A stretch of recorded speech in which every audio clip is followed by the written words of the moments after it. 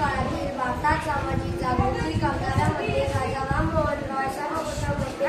त्यांना रवींद्रनाथ टागोर यांनी आधुनिक भारताचे पितामह असे म्हटले आहे. हे योग्य आहे. भारतीय समाजात चेतन निर्माण करण्यासाठी राजा राममोहन रॉय यांनी 1814 मध्ये भारतीय सभेची स्थापना केली. 1828 मध्ये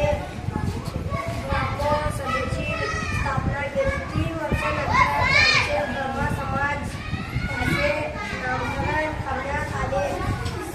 सतीची चाल, जातीयता, मूर्तिपूजा, पत्नी व बाल विवाह असे अंधश्रद्धा याबद्दल कडाडून विरोध केला.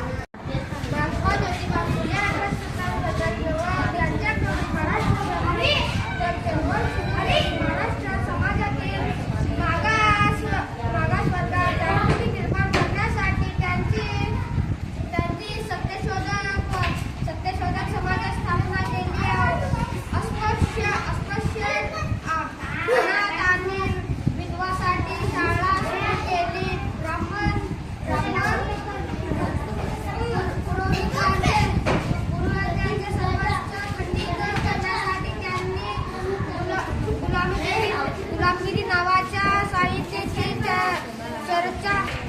रचना केली व सर सय्यद अहमद खान बहुतेक मुस्लिम शिक्षणाकडे दृष्टीने पाहत आणि त्यांना आपल्या धर्माच्या आचरणावर भरोसा होता. मुस्लिमांच्या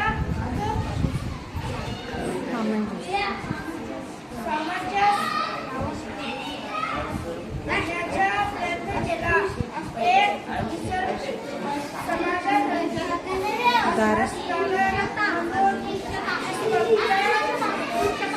पडदा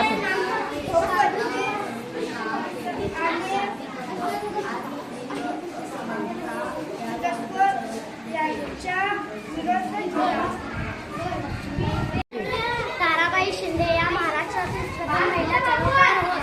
ज्योतिबा फुलेंच्या सत्यशोधक समाजात सक्रिय सदस्य म्हणून सामाजिक चळवळीत आपल्या केलेले बाल हक्कांचे रक्षण आणि निर्माणाला पाठिंबा दिला. त्यांनी केलेल्या गोष्टींना या पुस्तकाच्या शोध महादेव गोविंद रानडे समाज सुधारक या संस्थेचे प्रमुख होते. विवाह, पुनर्विवाह, आंतरराज्यीय विवाह, समाजात महिलांचे स्थानमान उंचावण्यासाठी आणि शोषित वर्गाची अभिवृद्धी या समस्याकडे विशेष लक्ष दिले होते. उठा, जागे व्हा, ध्येय गाठेपर्यंत थांबू नका असे आवाहन स्वामी विवेकानंदांनी भारतीय युवकांना केले. त्यांचे मूळ नाव नरेंद्रनाथ दत्त असे होते. त्यांचा जन्म 12 जानेवारी 1863 रोजी कलकत्ता येथे झाला. जोपर्यंत लोक गरीब, मूक व अज्ञानात असतील तोपर्यंत मी पुन्हा जन्म घेऊन ती नाहीशी करण्यासाठी प्रयत्न करीन असे स्वामी म्हणत होते.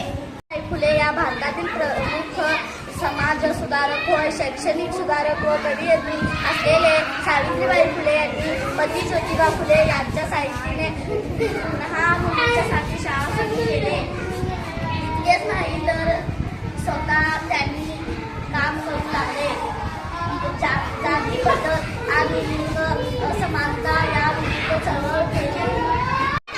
पंडित रमाबाई या भारतातील ख्रिश्चन धर्मातील समाज सुधारक होत.